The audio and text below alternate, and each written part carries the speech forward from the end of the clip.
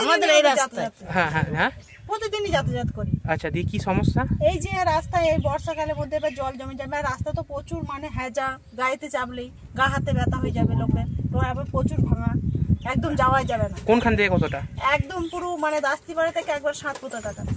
আচ্ছা, দিয়ে হচ্ছে গিয়ে এখন আপনারা কি চাইছেন? এই রাস্তাটা পুরো মাছাওয়ালারা যাচ্ছে তো জিজ্ঞেস করলি তো ঠিক হোক রাস্তা, হ্যাঁ, রাস্তাটা পুরো রেডি করে দিত আমাদের যাতে যাতে। কতদিন ধরে খারাপ এরকম? আজকে খারাপ হয়ে গেল প্রায় 7-8 মাস হয়ে গেল। আচ্ছা, বলছি কি এইটা দিয়ে কি মানে হচ্ছে কোনো বাজার বা হচ্ছে গিয়ে ইয়ে আপনার হসপিটাল? হ্যাঁ, বাজার হসপিটাল সবই যেতে হবে, আমাদের এই রাস্তা ছাড়া উপায় নেই, আমাদের এই রোড দিয়েই সব জায়গায় যেতে হবে। বাজার করতে গেলেও এই রোড পড়বে, ডাক্তারখানা গেলেও এই রোড, আমাদের আর অন্য রাস্তা নেই, অন্য রাস্তা নেই আমাদের। আচ্ছা, এইটা দিয়েই যাতায়াত করি। পঞ্চায়েত জানিয়েছে, আমরা বিধায়ক সাহেব বলেছেন, বিধায়ক সাহেব বলে যত তাড়াতাড়ি পারবে সারাই করে দেওয়া হবে, উনি আমাদের কথা দিয়েছেন। হ্যাঁ।